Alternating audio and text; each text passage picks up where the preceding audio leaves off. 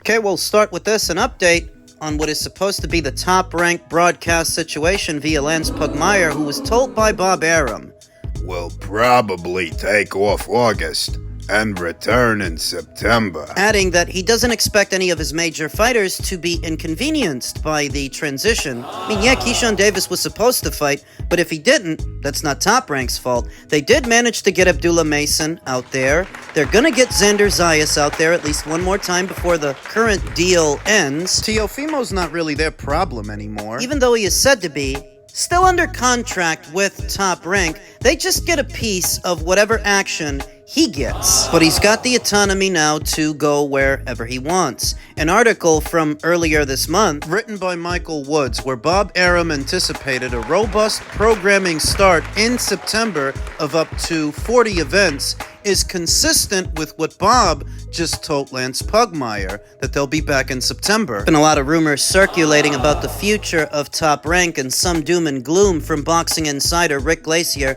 but what if reports of Top Rank's demise are greatly exaggerated? What if the situation isn't as bad as people make it out to be? I remember when rumors first swirled about Dana White, Turki Alalshikh, and Nick Khan getting together for TKO boxing. Remember that wasn't that long ago. And remember that a lot of people with very active imaginations completely misconstrued what TKO is going to be. Some from within the boxing space, like Hall of Fame promoter Lou DiBella, who thought that Turki was now turning on all the promoters that he had been working with, that his investment in TKO, he completely misconstrued that situation. Kinda like people might be misconstruing this one. Misinterpreting it. Top Rank has been in this business longer than anybody. Longer than Matchroom, longer than Golden Boy, certainly longer than the PBC, to where if you have faith that they will land on their feet, there's reason for that. An established track record. When HBO left the sport of boxing,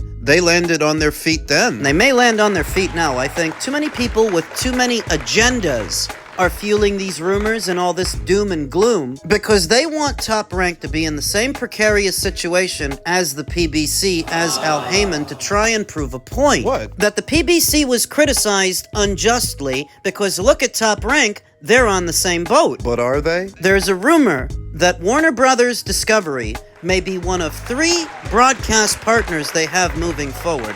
And if they get a rights deal from Warner Brothers and Discovery, they're already coming out better than the PBC did when Showtime dropped them. Bar isn't set very high. And if what Bob Arum indicated earlier this month, that they're going to have upwards of 40 fight dates moving forward. 40 events. 37 more shows than the PBC had last year when they debuted on Amazon Prime. To where at its base, equating Top Rank's situation to the PBC's is a false equivalency argument. How so? I can point out any number of contributing factors that led to the PBC's current situation. Just so many areas where they made the wrong decisions, where things went wrong, whereas Top Rank, gross overspending of the Waddle and Reed money is one contributing factor. Not making certain fights in-house was yet another, because they never made Santa Cruz versus Gary Russell. They never made Keith Thurman versus Errol Spence Jr., Jarrett Hurd versus Charlo. And what about oversaturating the market with too many box office fights, too many pay-per-views? Pointing out the PBC's pitfalls is relatively easy, whereas pointing out Top Rank's, they did the opposite. They kept a lot of fights off of pay-per-view because they knew people weren't buying them as much as they used to. They didn't try to gouge the boxing fans, oversaturating the market with pay-per-view after pay-per-view that nobody was buying. They didn't blow their budget. They didn't overspend. They were mostly responsible with their resources to where if they find themselves in this current predicament, it can't be for the same reasons as the PBC, because they did things differently, and thus equating one situation to the other. Maybe there are one or two similar elements, but it's a gross oversight to suggest that Top Rank is now on the same boat as the PBC for the same reason? Not really, but you wanted to appear that way so that you can save face for Al Heyman. If you can believe that in 2025, there are still people running interference for Al Heyman. It's best to not jump to any bold conclusions as to what is about to happen with Top Rank. At this point, we really don't know, but I wouldn't be at all surprised if they land on their feet and they're right back in action in September, as Bob Arum indicated. Take the month of August off to sort things out, you're right back in September. Sounds like a plan. We'll see if it pans out. Elsewhere in the world of boxing, continued reactions to the kickoff press conference for Canelo versus Crawford in Saudi. Mention of a KO bonus, like what you see in the UFC. Alalshikh wants to do that with boxing, though he did not specify how much the bonus would be or whether it would be installed for the undercard. Is it just for the main event, or is it for every boxer on the show? The implementation mirrors what his promoting partner, UFC CEO Dana White, uses in the UFC with performance bonuses. It's not a bad idea. Further incentive for the fighters to fight. Further incentive for the fighters to not go out there and lay an egg and drive people away from the sport. Right. In keeping with Turkey's perspective that they can no longer support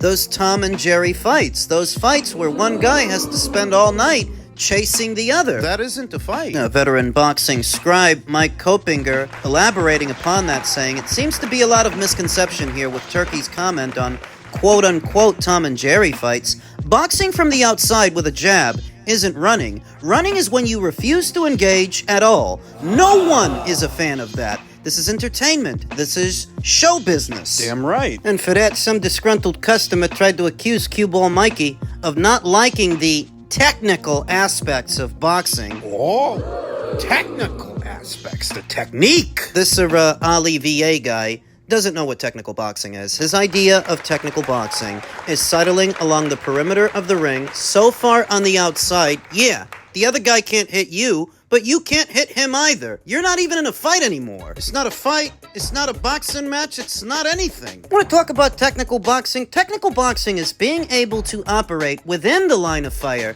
to roll and counter, slip and counter, catch and counter. Technical boxing. The usage of the lead hand to either use it as a key to work your way in or work it as a probe to maybe distract the opponent, blind him, set him up for other punches. Technical boxing. Because that actually requires technique. What doesn't require technique is staying so far on the outside of the guy, you're not trying to win anymore. We all know who they're going up to bat for. Devin Haney, who's just as guilty of running in his fight with Jose Ramirez as William Skull was in his fight with Canelo. These guys get so emotionally attached to a fighter, they act like the fighter can do no wrong, or as if the fighter is bigger than the sport. There is a greater good. It's not fighting like that. Boxing does not run on YouTube comments or Twitter comments. It doesn't run on likes and retweets. It runs on money and people that spend it. And very few people would spend their hard-earned dollars to watch guys like Devin shuffle around the ring. If the people that night had any inkling of the stinker they were in store for, I think most of them would have decided to do their laundry that night. It's really just hipsters that go up to bat for this unappealing style of boxing that most boxing fans don't like, a hipster's tendency to gravitate towards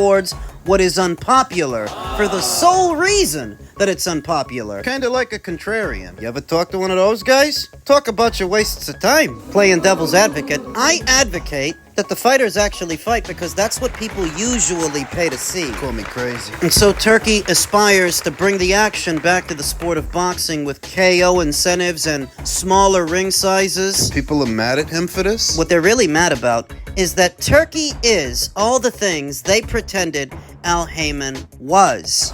They are essentially mad that he is not Al Heyman. And if you look at the coverage that the kickoff press conference that Canelo versus Crawford got, it wasn't just The Zone, and it wasn't just Ring Magazine, it wasn't just the usual channels, it was also the UFC, it was also WWE, it was also Netflix. The promotion that this press conference got was the kind of promotion they told you PBC shows would get on Amazon. Except they didn't get it. They told you that the PBC moving over to Amazon would be even bigger than the deals they had on Fox, on Showtime, and it was just the opposite. They're getting less promotion and they're doing less shows overall than they used to do, so that when they see something like this... Do you think they're happy about it? Notice that most of the pushback that Turki Alalshikh gets, in spite of his efforts to better the sport and deliver big fights on a regular basis, comes from the American boxing space, and that Turki didn't really hit a snag with anybody, a snafu, until he endeavored into America. Before that, it was all fun in the sun, until he had to start working with Americans. American fighters and one or some American promotional outfits. It was all cookie crunchy before that. A portion of those individuals that are rallying against Turki Alalshikh and everything he's trying to do only do so for love of Al Heyman, for love of Al Heyman's PBC fighters, a portion of them. They love Al Heyman more than they love boxing is the takeaway. They are less concerned with the betterment of boxing and its continued marketability in the American boxing space and more concerned with saving face for Al. They're not the only ones, though. They're not the only ones against Turkey's continued presence here. Oscar De La Hoya wasted my time with this question. Yeah, we saw Oscar De La Hoya trying to say that the fight was going to take place maybe in the daytime. Yeah, this is what I want from you, to say his name. I decide with Dana White to have a breakfast in MGM at 10 a.m. inshallah. Then we will go to the arena to have the fights quick, and after that we will go dinner to Carbon, and in the night we will watch Conjuring because it will launch in September.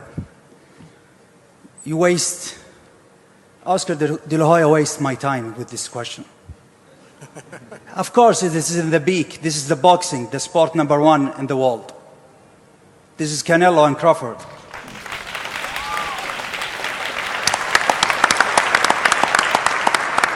I said it in my previous video that lines were being drawn in the sand, and Oscar De La Hoya taking shots at Canelo and taking shots at this fight are indirect shots at Turki Alalshikh. So you can mask it with your disdain of Dana White and how maybe you think he's not qualified for the job, but you're still shitting on Turkey's event. You think Turkey wasn't gonna notice? Think he wasn't gonna find out that you're making up stories and you're making up rumors about the fight happening in the afternoon? I never believed that, and I said as much here on the channel, that take what Oscar's saying with a pinch of salt. How ridiculous do you think he appears on a world stage to people like Turki Alalshikh, to men of industry, where he's supposed to be one himself, but he sat around gossiping like a couple of old broads on a fire escape? While the social rejects on social media egg on his clapback Thursdays because they seem to gravitate towards dysfunction more than anything else. More than boxing. It's not normal for a guy who's accomplished as much as Oscar to be referred to as a clown. Someone who's accomplished as much as he has in boxing, a brutal sport, and a brutal business. You wouldn't normally call somebody like that a clown, but that's very much what he appears. That is very much how he's been behaving. What's the matter with this guy? Is he so far gone off that booger sugar he's got no situational awareness? Looks like it. Oscar never liked the idea of Turki Alalshikh entering into the boxing space, and he said as much months ago. So even if they worked on that Saudi Latino night, that didn't count for much. And given how things are turning out between Oscar and Turki, I would imagine that because there is now a wedge between them, fights like, say, Jai Opataya versus Zerto Ramirez, Oscar doesn't have the deepest stable, you understand, and it's been that way for years. All three of his fighters on the Times Square show lost. I don't think that gets said enough. Arnold Barboza lost, Jose Ramirez, Ryan Garcia. William Zepeda may be about to lose to Shakur Stevenson on yet another one of Turkey's shows. Oscar's fighters don't have the best track record in these situations, but that's why he's not comfortable with this arrangement. He never was. To a boxing fan, A true blue boxing fan, Turki's endeavor into the sport and his propositions, what he's trying to do, is music to a lot of people's ears, but not to a promoter like Oscar, who doesn't really have the bodies to spare, the depth in the stable. You think he wants to keep sacrificing fighters to Turki Alalshikh's shows? Remember that left to his own devices, he didn't want to do the Garcia versus Haney rematch, even though it was a hot ticket, but left up to him, Oscar didn't want to do it. It was only because Turki was willing to put up so much money. And remember that he didn't want to do Stevenson versus Zepeda either. Not unless he got a signature from Shakur. He was going to hold that fight to ransom. And so you start to see who's part of the solution and part of the problem within the American boxing space, whose business practices are detrimental towards boxing as a product, boxing as a business. I don't know that we're going to see any of Oscar's fighters on Turki's shows anymore. Fighters like Zerto Ramirez. I mean, he's boxing on a Jake Paul show now, isn't he? What about Virgil Ortiz? Now that Boots is moving up to junior middle, a lot of people have got a fight between Boots and Virgil on the brain. They know that Turki tried to make it before, but now I would sooner expect Oscar to outsource Virgil to an MVP show than a Ring Magazine show or a Riyadh Season show. The way things are now and where they're heading. Turki wanted Mike Kopinger to mention Oscar by name so that he could address him by name and address the rumors that he's been spreading. The gossips. Oscar's act of defiance, and those out there who don't want Turki to be here, let me remind you of something. The PBC's predicament. And Top Ranks. Believe it or not, that was always going to happen. Let's say that Turki never endeavored into the sport of boxing. They would still be in the exact same place. They would still be in the exact same situation because all of that started before Turki got here. Fox was always going to leave boxing. And Showtime. The reason that ESPN may not renew with Top Rank has absolutely nothing to do with Turki. And in a scenario where Turki's not around, what would we have to watch? What boxing would we have to talk about? It's already confirmed from Bob Arum that they are sitting out the month of August. You look over at the PBC, and their schedule's not robust either. It wasn't last year, and it still isn't this one. So what would the state of boxing be if not for the fights that Turki's putting together? Content creators wouldn't have much content to make, not about boxing. They'd be spreading themselves thin, talking about the same people, the same fighters. The boxing scribes wouldn't have much boxing to scribe about, not in America. In the UK, they're fine. And Japan. And Australia. We're talking about here. See, you can write about Stevenson versus Zepeda, or Berlanga versus Shiraz, Matias versus Puello, Morel versus Katayev, but just imagine if that wasn't happening. Imagine that Turki's not around, so he's not around to put together Canelo versus Crawford. Well, why are we imagining that he's not around? Because there are people within the American boxing space who don't like this guy, they don't want him here. But just imagine if he wasn't. All they'd have to watch is Oscar's Ass Clap Thursdays. Something about Americans being enamored with dysfunction, Discord. self-destruction. They cannot be tasked with carrying the sport into the next generation. They're too immature.